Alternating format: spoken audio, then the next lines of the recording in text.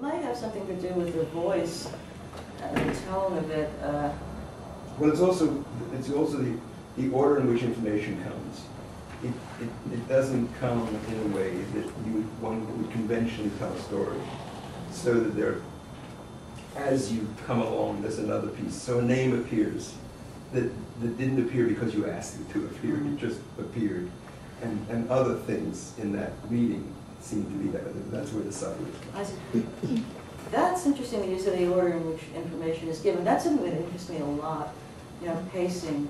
You know, when am I going to tell certain things, or at what rate of revelation? When am I going to reveal this, and you know, it's like I have a little bag full of like Halloween candy, and how am I going to dole it out? You know, put one on this page, one on that page. Carefully give it when I think it's time that the reader should know this. So maybe that's what you're talking about.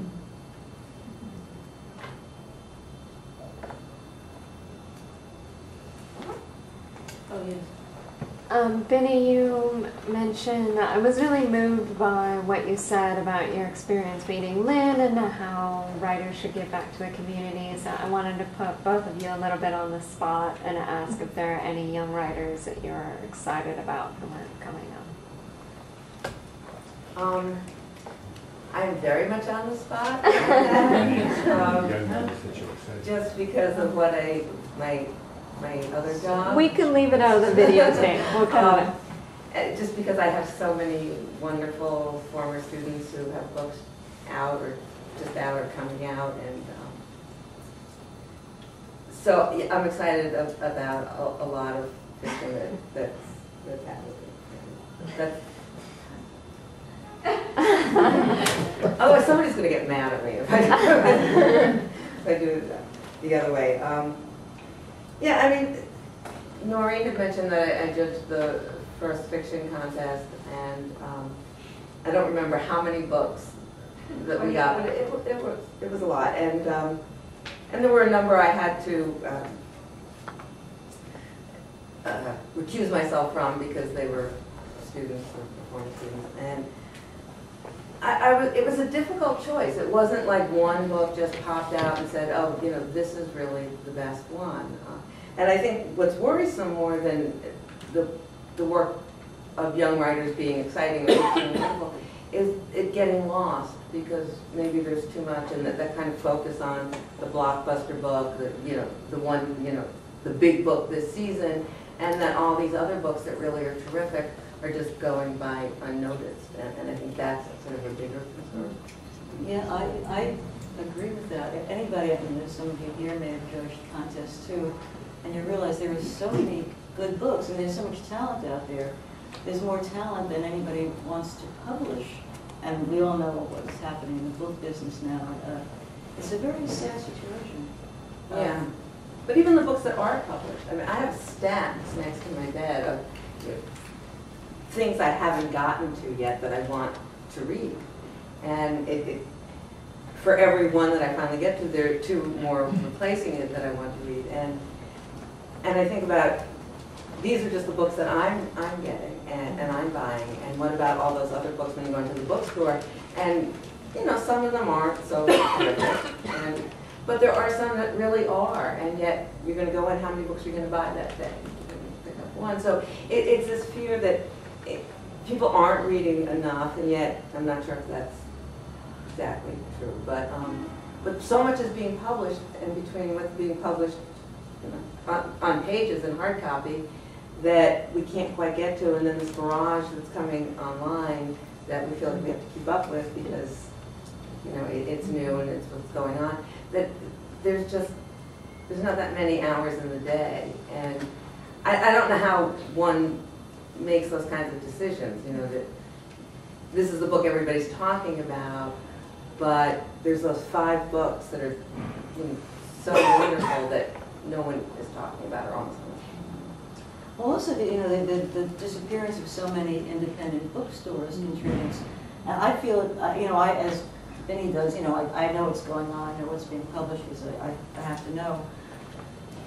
But say, we used to have Tower Records on Broadway in the 60s, And I don't keep up with the music world. I mean, I don't know, you know, contemporary composers, but what I loved was wandering around Tower Records and finding things I didn't know, and I'd buy them and take them home. And, you know, sometimes I liked them, sometimes I didn't. It was a lot of fun. Now, with books, people used to be able to do that. Now, you might not even know what's there. And that's what happened to me now with music, is I know how to order a CD from Amazon, but I don't just want to order what I know I want. I don't know what I want until I see the array. And it's like a supermarket. You know, you like if you go to supermarkets, you just go in and you see what looks good that day or what looks fresh. And that we don't have as much of that as we used to is a great pity, and can account for a lot of these books not finding their way to readers, because the way Amazon works, you've got to know what you want, or else they'll suggest, you know, you bought ABC, Never what you want. You're going to love D.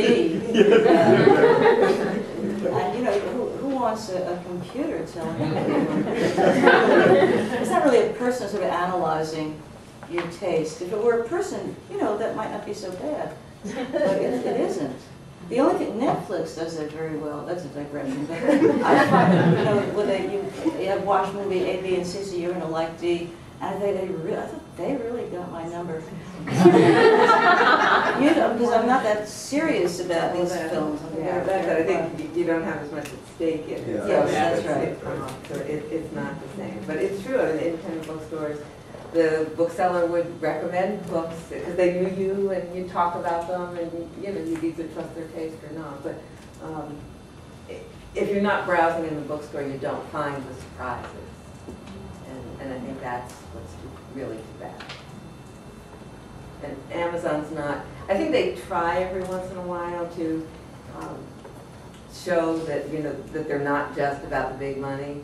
And so they'll champion a smaller book, but a smaller, by that I mean, you know, smaller press, but it's not getting the same kind of attention, but it's one out of how many.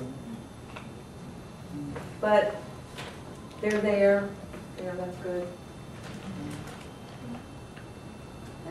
Oh, I see a hand, yes. I teach 4th grade writing. So I wanted to ask kind of like what your experience was with writing, or when you started as a kid, and then maybe what would have been helpful for a teacher to do to help with. 4th grade. 9-year-olds. Because I know people have different processes and stuff, and unfortunately, or fortunately, maybe we teach them sort of like one process, but I really try to tell them it can be movable and just try to get them to use what works for them instead of, you know, telling them there's a certain way to do things. But. I wrote very young. I started writing when I was about 7, and yeah, when I was 11, I was trying to write a novel. But I knew it. I never had to. And in fact, I used parts of that novel in a recent book. Not word for word. It was about twins, and there was a murder. Or one twin dies, and the other twin has to find out what happened to her. That was when I was 11, and I did use the same thing in a recent novel. But the idea. So I never got any instruction in writing, so what you're doing is probably better than anything I knew in school. But one thing, you know, some exercises people do, you know, you give them one sentence and make them write a story about that, or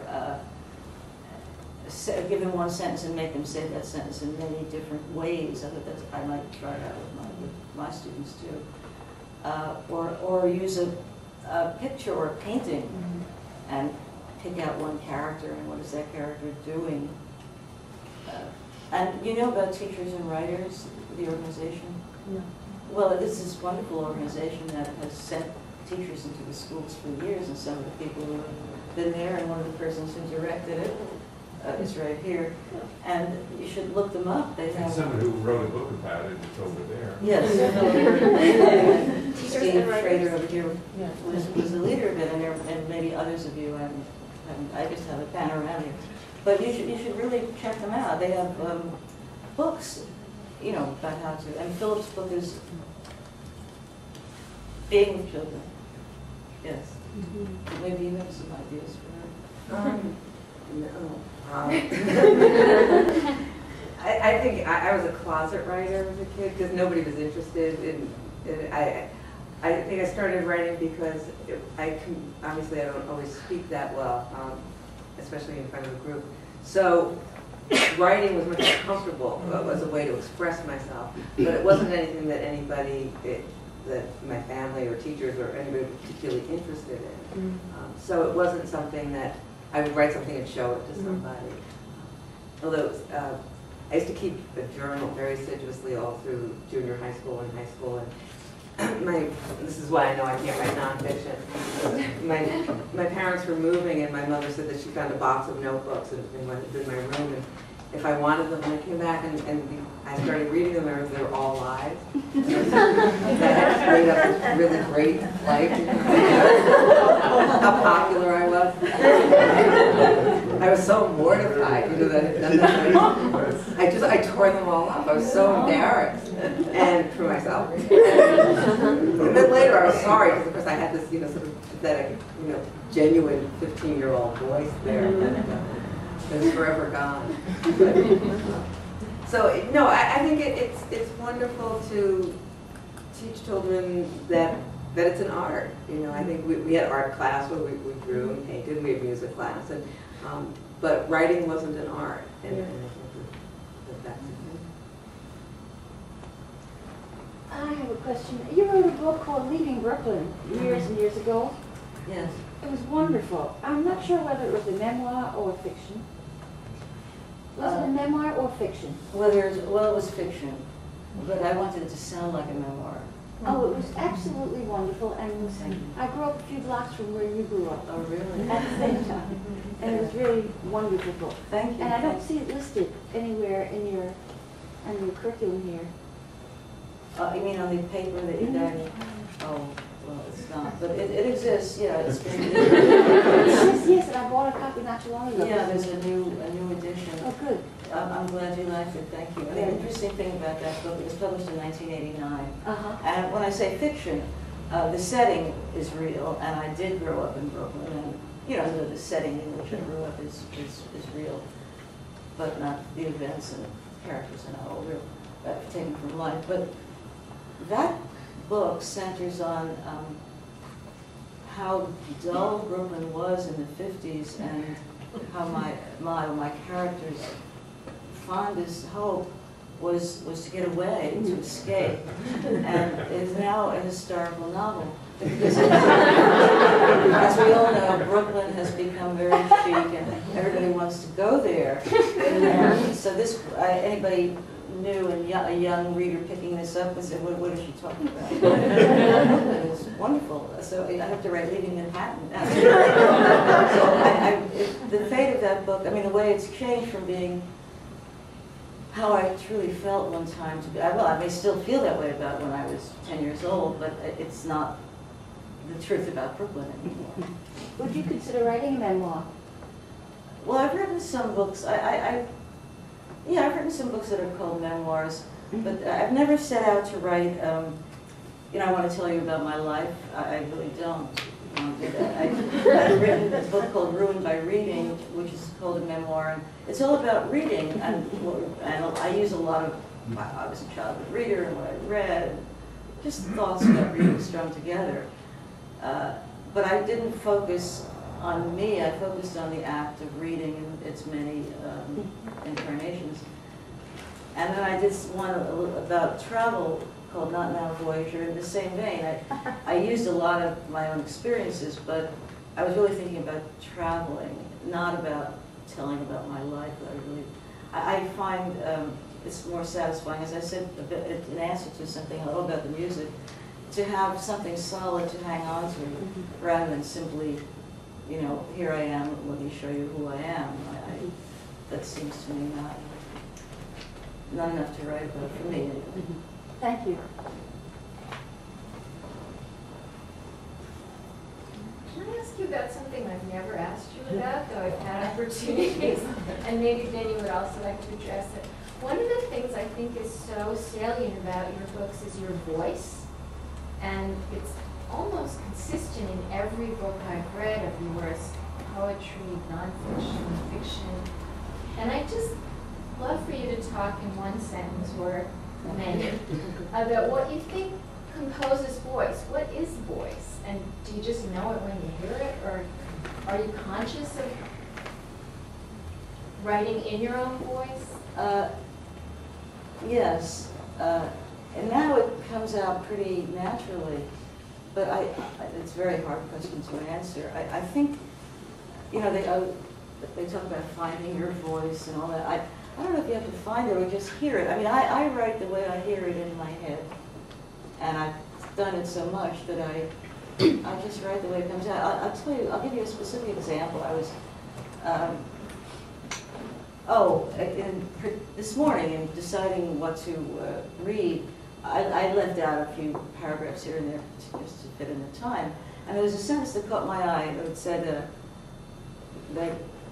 that she looked like her father. I did read that. And there was a sentence I left out saying, but he, the father, was sort of big and heavy, but Suzanne was slender and was to remain so. So I thought, why did I put it that way, was to remain so? I thought I could have said, and would stay that way. And I started to think of the ways you could say that, and I thought, well, was to remain so is the way I want to say it. It has a certain, I mean, again, I don't want to define my sensibility, but, you know, it has a certain, it's not so simple. It's self-explanatory, really. And some other writer might say, she was thin and would stay that way, and that would be that writer's hallmark. And then I was trying to think of somebody, like how would Henry James say that? You know, it would be a very, very long sentence. So that's voice. I mean, the idea is the same, but it somehow reflects the deep essence of who you are, how you hear yourself.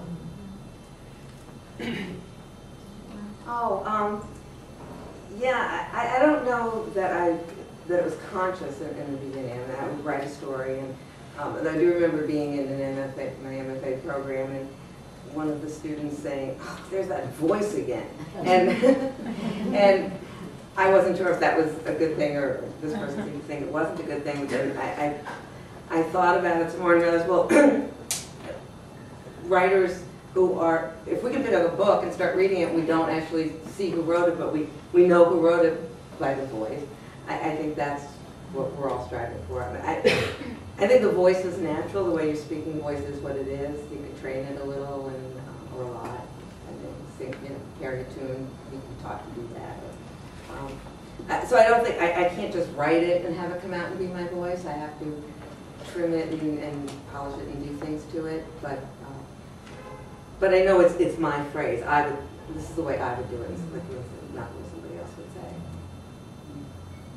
I don't know if this is the right question in a fiction center, but what kind of nonfiction do you read? Do I read? Yeah. I don't read a lot. I don't read memoirs too much. I read magazines. Yeah, I read The New Yorker, which is going downhill, and I read articles in magazines sometimes. That's sort of my nonfiction. I just read, Chinua Achebe, the great Nigerian writer, I've taught his novels. I did recently, and he just wrote a book about the Biafran War. And I read that just because it happened to be in the house. My husband brought it home. I thought, and I really didn't, I had taught also a novel about the Biafran War. I really didn't even want to know that much about the Biafran War. I wanted to know about him, like, how did he see it? I wanted to hear his voice when he wasn't telling a story. So I would read that. There are a lot of books I feel I ought to read, but I just can't. They tell me more than I want to know. So I'm trying to think of recent nonfiction books. So I tried to, there's a book by Jane Mayer last year about Dick Cheney and how he got us into so much trouble.